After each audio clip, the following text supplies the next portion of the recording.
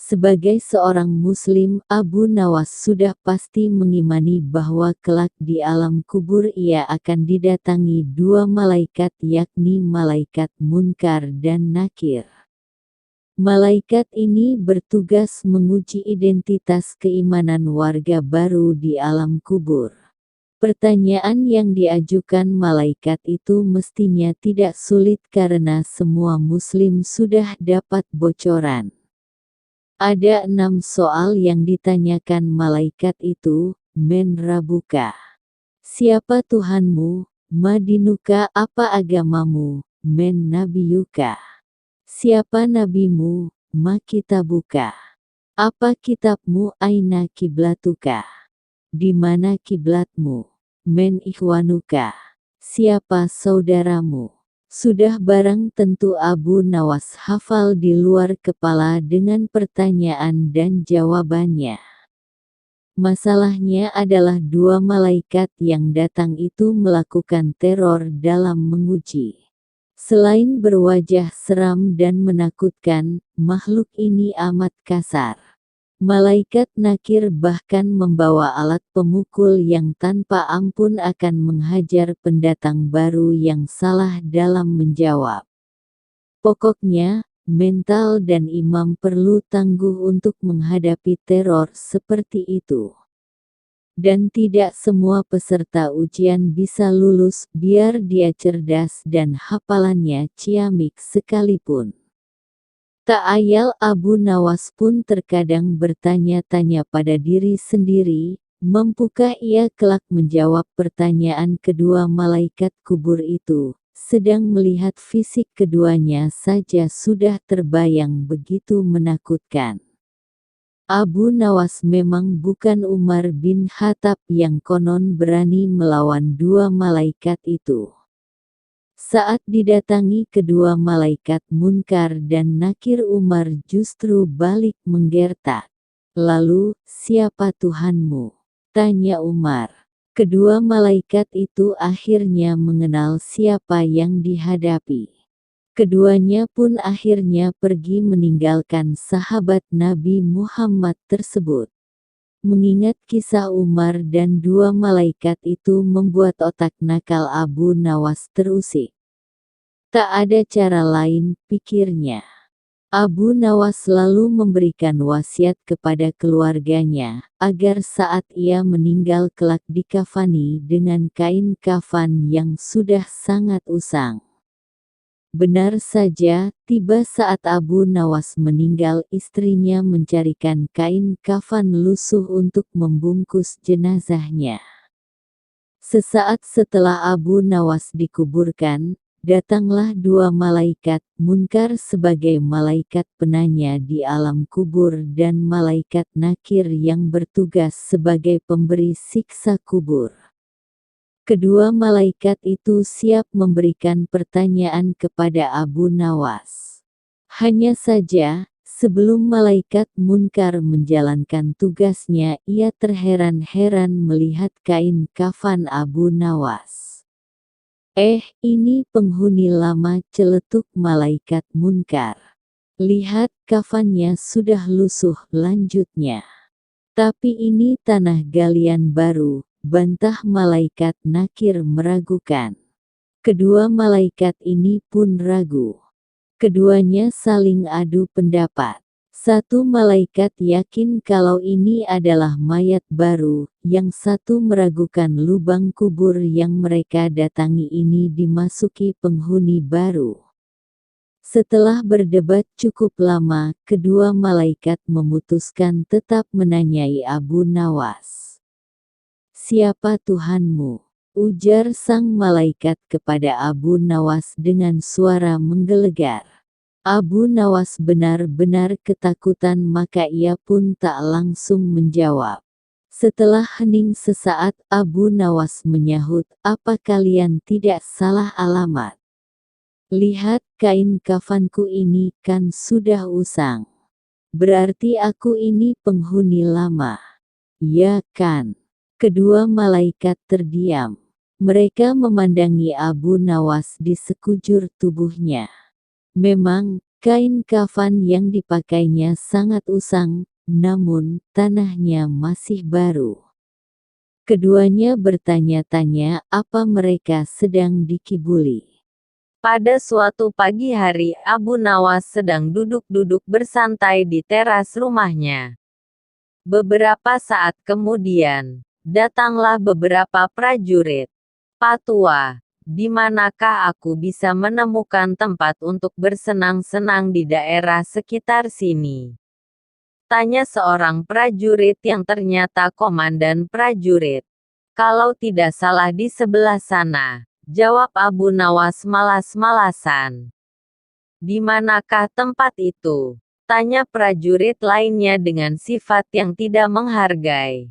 "Pergilah ke arah sana, lurus tanpa belok-belok, maka kalian akan menjumpai tempat untuk bersenang-senang," jawab Abu Nawas. Rombongan tentara kerajaan itu akhirnya pergi juga menuju tempat yang sudah ditunjukkan oleh Abu Nawas. Setelah beberapa saat, kagetlah mereka semua karena tempat yang mereka cari tidak ditemukan, kecuali hanya sebuah komplek kuburan yang sangat luas. Dan tentu saja hal ini membuat para prajurit berang karena merasa telah ditipu oleh Abu Nawas. Mereka pun kembali lagi ke tempat Abu Nawas. "Wahai Pak Tua, keluarlah engkau. Kenapa engkau berani sekali membohongi kami?" tanya sang komandan yang tidak tahu kalau yang diajak bicara itu sebenarnya adalah Abu Nawas, si penasehat kerajaan. "Siapakah engkau ini? Berani sekali membohongi kami?" tanya salah seorang prajurit. "Aku adalah Abdi," jawab Abu Nawas, terkesan asal bicara. Komandan dan para prajurit merasa geram dan marah. "Prajurit, tangkap dia," perintah komandan kepada anak buahnya. "Engkau akan aku bawa ke panglima kami," kata komandan kepada Abu Nawas. Rupanya Abu Nawas dihadapkan ke panglima kerajaan. "Wahai panglima, kami telah menangkap seorang pembohong yang berani membohongi pasukan kerajaan," kata komandan melaporkan. Panglima bersikap biasa saja. Bahkan, dia memerintahkan kepada prajurit untuk melepaskan borgol di tangan Abu Nawas.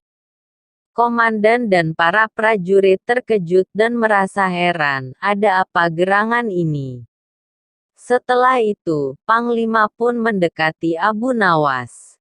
"Tuan Abu, maafkan perbuatan anak buahku di sini ya," kata Panglima itu dengan sangat sopannya. Panglima dan Abu Nawas sudah saling mengenal. Mereka seringkali bertemu ketika sang khalifah mengundangnya ke istana. Betapa terkejutnya sang komandan dan para prajuritnya. Perasaan sombong dan congkak yang tadi menyelimuti mereka seakan berubah menjadi rasa takut. "Wahai Tuan Abu, sebenarnya kebohongan apa yang mereka sangkakan kepadamu?" tanya Panglima. "Wahai Panglima, mereka memintaku untuk menunjukkan tempat untuk bersenang-senang. Tentu saja aku tunjukkan kuburan karena kuburan adalah tempat yang lebih baik bagi orang-orang yang taat kepada Allah Subhanahu wa Ta'ala. Di sana pula dia akan mendapatkan hidangan yang nikmat dari Allah Subhanahu wa Ta'ala, terbebas dari rasa fitnah dan kejahatan manusia dan makhluk lainnya," jawab Abu Nawas serius. Abu Nawas adalah pujangga Arab dan merupakan salah satu penyair terbesar sastra Arab klasik. Penyair ulung sekaligus tokoh sufi ini mempunyai nama lengkap Abu Ali Al-Hasan bin Hani Al-Hakami dan hidup pada zaman Khalifah Harun Al-Rasyid di Baghdad 806 sampai 814 m. Kisah Abu Nawas amat banyak. Ada yang konyol, lucu, dan satir. Nah, ini kali kisah tentang bagaimana Abu Nawas menghadapi temannya yang memiliki sifat kikir, pelit atau bakil. Pelit atau kikir atau bakil adalah kesukaan seseorang menumpuk harta tanpa mau berbagi. Sifat negatif ini jelas dibenci lingkungan sosial. Sifat ini mendorong seseorang untuk menumpuk harta tanpa pernah mau memerhatikan nasib saudaranya. Dia tidak peduli dengan kondisi orang lain, yang penting dia sendiri bahagia, syukur-syukur bisa kaya. Sifat pelit membawa bahaya besar bukan hanya pada kehidupan pribadi. Masyarakat juga bisa terkena dampak sifat kikir seseorang. Dampak luas itu terjadi karena sifat kikir bisa menjerumuskan orang untuk melakukan segala cara demi mendapatkan harta. Sekalipun cara yang dijalankan tergolong tidak bermoral. Pelit juga cenderung memutuskan silaturahim dan relasi dengan orang lain karena orang pelit tidak peduli dengan lingkungannya dan lebih mementingkan diri sendiri. Alkisah, suatu hari Abu Nawas berkunjung ke rumah temannya. Kebetulan temannya ini termasuk golongan orang bakil atau kikir. Saat Abu Nawas berkunjung ke rumah si kikir tadi, kebetulan si kikir ini sedang dilanda demam tinggi. Tak begitu lama datanglah tabib yang akan memeriksa si kikir tadi. Baca juga Abu Nawas, Abu Wardah, dan seorang pengemis. Setelah memeriksa, sang tabib pun memberitahukan kepada si kikir perihal penyakit yang sedang dideritanya. Wahai Tuan, demam Anda tinggi sekali sementara itu tekanan darahmu rendah.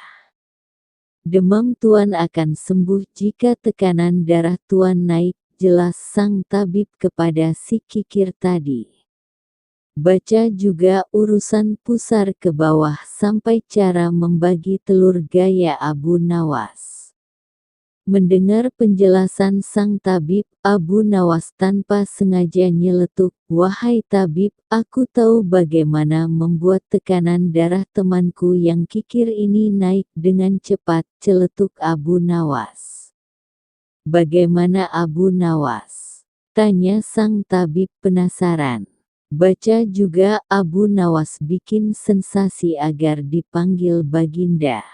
Makanlah semua makanan di rumah ini, rumah si kikir, di hadapannya, aku yakin darahnya akan naik dengan cepat dan demamnya pun akan hilang, jawab Abu Nawas.